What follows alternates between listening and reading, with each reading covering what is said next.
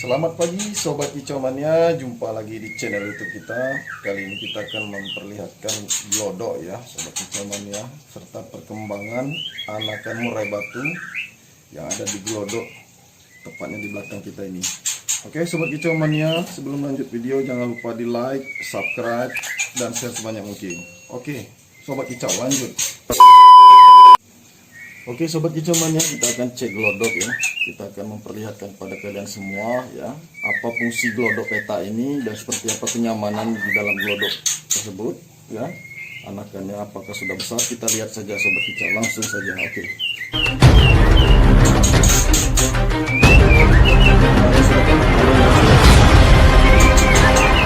Kita akan mengecek glodok ya. Kita akan memperlihatkan kepada kalian semua bahwa glodok ini memiliki beberapa fungsi ya, keunggulan dan kelebihan ya Sobat Kicau Mania. Oke Sobat Kicau Mania, ini sudah di pojok ya. Kemudian di dalam sana juga ada ya. Ini nampaknya mereka sudah sangat nyaman ya Sobat Kicau Mania. Jadi Sobat Kicau Mania, ini anakan murai batu yang sudah berumur 1 minggu lebih ya. Kita anggap saja udah 9 hari ya, 8 hari atau 9 hari lah kita anggap saja. Kemarin posisinya di sana ya Sobat Kicau Mania ya. Dari awal bertelur ya hingga menetas semuanya di sana. Ketika anakan murai batu ini sudah tumbuh bulu seperti ini ya Sobat Kicau Mania, mereka akan bergerak dan berpindah-pindah tempat ya.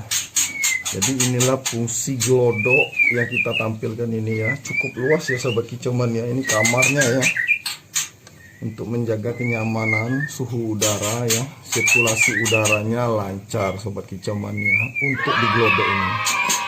Tetapi Sobat Kicau Mania, ini bisa ditiru, bisa juga tidak ditiru ya Sobat Kicau Mania, karena ini glodok tergantung dari selera kalian juga ya Sobat Kicau Mania. Tetapi kalau kita di sini, berhubung kita di sini pakai sistem lolo indukan, makanya kita sudah mengamati dari jauh-jauh hari ya Sobat Kicau Mania, glodok peta ini sangat cocok untuk lolo indukan. Tujuannya apa? Karena agar membuat indukan ini lebih leluasa ya dalam menyuap anaknya ya. Jadi anakannya ini Sobat Kicau Mania akan betah di glodok ini ya, karena glodoknya luas, kamarnya luas, sehingga menguatkan otot-otot mereka ya untuk belajar berjalan. Ini sudah bisa ya Sobat Kicau Mania. Kalau ibarat manusia itu, anak bayi itu sudah bisa belajar merangkak ini ya Sobat Kicau. Makanya dia berpindah-pindah sendiri seperti ini.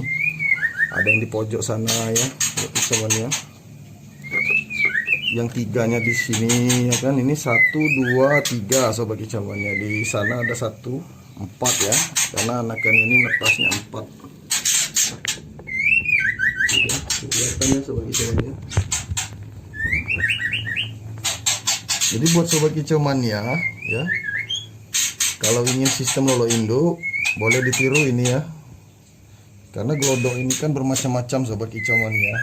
Ada glodok dari batok kelapa, ada yang seperti ini peta kita buat sendiri ya. Ini ukurannya kurang lebih 20 x 25 ya Sobat Kicau Mania ya. Ini lebarnya sekitar 25 ya, tingginya sekitar 20 ya Sobat Kicau Mania. Tapi kita udah berapa kali buat glodok ya, ukuran ideal itu sebenarnya 20 x 25 atau 22 x 25 ya Sobat Kicau Mania. Boleh dicatat ya, boleh diingat, siapa tahu penting buat kalian ya. Jadi begini Sobat Kicau Mania, kalau lolo indukan ya, ini kalau penangkar lain ini sudah panen ini Sobat Kicau Mania ya, mereka panen jika ingin lolo tangan. Tapi di sini kita seperti yang sudah kita jelaskan, kita di sini semuanya spesial lolo indukan ya Sobat Kicau Mania. Karena kita sudah terbiasa, kita sangat nyaman dan cocok ya sama kita Intinya untuk sistem panen itu disesuaikan sama kemampuan kita ya sobat kicau mania ya. Kalau sobat kicau mania sibuk ya di luar ya, lebih baik sistemnya lolo induk. Kalau sobat kicau mania lebih banyak meluangkan waktu di rumah, maka sobat kicau mania akan berperan seperti indukan ini ya. Harus rajin melolo anaknya ya sobat kicau mania. Jadi ini real ya sobat kicau mania, kita tunjukkan agar kalian tidak penasaran ya. Terkadang juga di peternakan lain melihat seperti ini bisa mengakibatkan fatal ya sobat kicau mania ya. Tapi kalau di sini kita sudah terbiasa ya sobat kicau mania, bisa kita pegang-pegang seperti ini ya kan. Kita bisa lihatnya cukup lama ya. Cuman tidak setiap hari ya sobat kicau mania, nanti indukannya marah kalau setiap hari. Ada waktu-waktu tertentu saja. Jadi intinya kita dalam sistem lolo induk ini kita harus rajin mengecek glodok, mengecek kandang, mengecek makanannya. Tetapi untuk mengecek glodok ini kita tidak mesti setiap hari ya sobat kicau mania. Kita harus mengerti keadaan ya. Jadi ini kita cek di umur yang sekarang ini perkembangannya udah sehat, sudah besar ya, maksudnya sobat kicau mania ya. Perkembangannya bagus, bulunya tumbuhnya bagus ini sobat kicau mania ya. Kita bisa cek ekornya ini kan, semuanya bagus. Jadi kalau untuk di siang hari ini kan masih pagi-pagi ya sobat kicau mania. Kalau siang hari nanti akan suasana kandang ini akan panas ya sobat kicau mania. Karena glodok kita ini jaraknya ya, ini atapnya sangat dekat ya kan, kelihatan sama sobat kicau mania ya. Glodok kita ini jarak ke atap ini dekat, tetapi sobat kicau mania boleh meniru ya. Kita jangan terlalu dekat dengan atap glodok ini untuk menjaga jarak agar jangan sampai kepanasan ya sobat kicau mania. Ini kita kasih saran buat kicau mania yang ingin beternak murai batu ya, pemula khususnya. Ini harus diperhatikan. Nanti di sini nanti tempat main anak-anaknya ya sobat kicau mania, itu lihat ada kotoran yang belum kita bersihkan ya. Jadi anakannya nongkrong di sini sobat kicau mania kalau sudah besar ya. Mereka terbang-terbang di sekitar sini untuk melatih kekuatan fisik mereka ya sobat kicau mania. Makanya kita berikan jarak, kemudian biar tidak terlalu panas ya. Dan kita berikan di sini adalah tembok ya. Kalau di malam hari tembok ini fungsinya banyak sobat kicau mania, agar tidak kedinginan. Sirkulasi udaranya hanya di sini sobat kicau mania ya. Juga kita tutup ya, untuk menghalang kucing atau tikus ya sobat kicau mania. Kemudian ini kayunya ini jaraknya seperti ini sobat kicau mania ya. Ini tujuannya agar tikus susah untuk menerobos ya sobat kicau mania ya. Seperti ini ya, glodoknya juga di pinggir sobat kicau mania ya. Jadi sobat kicau mania ya, yang penting kita ternak murai batu ini harus berhasil ya sobat kicau mania. Jangan sampai usaha kita sia-sia. Ini matanya udah kebuka ya sobat kicau mania. Ini anakannya sangat sehat ini ya kalau kita melihat. Karena dia kalau sistem lolo induk ini adalah 100% sistem lolo induknya ini full extra fooding ya sobat kicau mania. Jangkrik kroto itulah setiap hari. Kemudian kita tambah pakai racikan seperti ebotrotol dan kalsium penunjang lainnya ya sobat kicau mania. Ada di video-video kita ya, boleh dilihat ya, diacak-acak videonya, boleh dilihat-lihat. Jadi sobat kicau mania, kita menunjukkan ini tujuannya agar kalian itu lebih banyak tahu hal-hal penting yang harus diperhatikan ya dalam ternak murai batu. Ini glodok ini jangan diremehkan ya sobat kicau mania ya. Banyak yang fatal ini kadang-kadang mereka lolo indukan, tapi ada juga yang kita lihat itu glodoknya kecil. Glodoknya itu yang seperti model-model bentuknya dari pohon. Itu kira-kira gimana sirkulasi udaranya ya sobat kicau mania, sehingga anakannya kepanasan lalu terjun. Anakan itu belum bisa terjun kalau sayapnya belum jadi kayak seperti ini ya sobat kicauannya. Ini kan sayapnya baru tumbuh, ini ekornya baru tumbuh, kemudian bulu kepalanya baru tumbuh.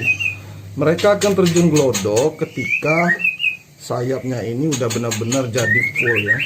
Nanti bulu-bulu jarum yang di sini ya, yang kita kasih lihat sobat kicauannya, ini akan pecah menjadi bulu yang sempurna. Itu mereka sudah bisa turun glodok, terjun glodok dengan sendirinya. Makanya kita perlu glodok seperti ini. Itu ada jendelanya, ada pintunya ya kan. Dan mereka terjun di usia 11 hari atau 12 hari. Nah, ini banyak beberapa kasus karena glodok yang terlalu kecil, terlalu sempit, maka anakannya bisa mati sobat kicauannya, kepanasan. Kemudian bila mereka tidak tahan, mereka terjun. Karena glodoknya kecil, sempit, apalagi anakannya seperti ini, banyak. Ada 4. Jadi kita harus perhatikan hal ini ya sobat kicauannya, jangan sampai salah. Ini tujuannya kita sampaikan ini sangat bermanfaat ya sobat kicauannya. Ini banyak peternak-peternak yang belum tahu dan juga banyak yang meremehkan hal ini ya, karena kita sudah mengalami. Terkecuali ya kalau menurut saya ini sobat kicauannya ya, terkecuali kalau kalian sistemnya ingin loloh tangan ya, loloh sendiri ya, boleh aja kalian pakai glodok yang kecil. Itu pun kalau burung murai batu kalian ini nyaman untuk mengeram anaknya ya, karena proses menetas itu nanti setelah menetas indukannya tetap mengeram ya sobat kicauannya, tetap mengeram anaknya ini sampai usia 4 hari bahkan 6 hari. Kalau tempatnya kecil ya gimana indukannya bisa mengeram ya anakannya ini sobat kicauannya. Nah, kalau sudah usia seperti ini mereka tidak dierami lagi sobat kicauannya, mereka bisa tidur sendiri sobat kicauannya ya, beraktivitas sendiri di sekitar ruangan atau kamar glodok ini. Jadi sobat kicauannya, kita harus tahu beberapa hal penting ya dalam berternak burung murai batu, karena ini demi kelancaran kalian berternak ya, karena kita sudah mengalami beberapa hal ya, kejadian-kejadian. Jadi ada kekurangan dan ada kelebihan ya dari glodok etak seperti ini sobat kicauannya. Ya, kekurangannya kalau menurut saya hanya satu ya sobat kicauannya ya. Kalau mereka ini bulunya belum sempurna ya, mereka akan sangat agresif ya berjalan di sekitar glodok ini. Kemudian indukannya di malam hari ketika mau mengerami mereka ini, indukannya tidak bisa menggeser mereka ya, tidak bisa membawa mereka, jadi terpisah-pisah tidurnya. Karena itu seperti di video yang kemarin, langkah kita kalau terpisah ya, terpisah jauh seperti ini dan bulunya masih belum tumbuh full ya, kita ambil, kita satukan ya sobat kicauannya. Nah, berhubung tempatnya ini sudah nggak muat ya sobat kicau, itu yang ada seperti pusaran itu ya sobat kicauannya. Di sini tempat mereka menetas kemarin ya, ini sudah rusak tempatnya.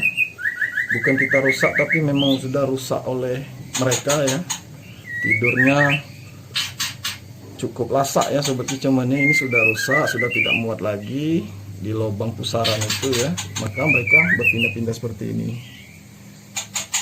Jadi sobat kicauannya, bila ada yang ingin ditanyakan boleh tulis di komentar ya, kita akan jawab. Insya Allah jawaban kita cocok dan masuk ya, bisa diterima dengan akal sehat ya sobat kicauannya. Karena ini konten kita ini, kita membuatnya real ya, langsung dari kandang peternakan kita sendiri. Kita tidak ambil dari video orang lain, kita tidak mengupload dari kandang orang lain, kita menguploadnya dari video kita sendiri. Keseharian kita di video-video kita itu kita tampilkan di sini. Tujuannya agar kalian fokus ya. Kita tidak berpindah-pindah tempat, agar kalian fokus. Kita bahasnya ini banyak di sini pembahasan sobat kicauannya ya. Mulai dari glodok, tentang karakter burung murai batu, sistem lolo indukan, sistem pakannya, reksikan dan lain-lain. Jadi sobat kicauannya, kalau untuk usia seperti ini ya, seperti yang kita jelaskan kemarin, ini pakannya sudah boleh fokus ke jangkrik ya sobat kicauannya, karena jangkrik itu lebih alami ya, lebih bagus. Karena jangkrik ini kan dia sifatnya pemakan. Jadi kita berikan pakan jangkrik sayur-sayuran atau seperti pakan racikan kita kemarin ya. Evotrotol, super feed ya. Dan krotonya juga tidak terlalu sering lah, sedikit-sedikit saja. Maka mereka akan tumbuh besar dan kuat seperti yang sudah kita panen kemarin ya, kakak-kakaknya sobat kicau mania ya. Ada di video kita yang sebelumnya itu kakaknya sudah kita panen. Inilah adik-adiknya yang baru menetas kemarin sudah sebesar ini. Dan pertumbuhannya sangat cepat ya sobat kicau mania. Bila kita memberikan pakan yang tepat, nutrisi serta kalsium yang tepat.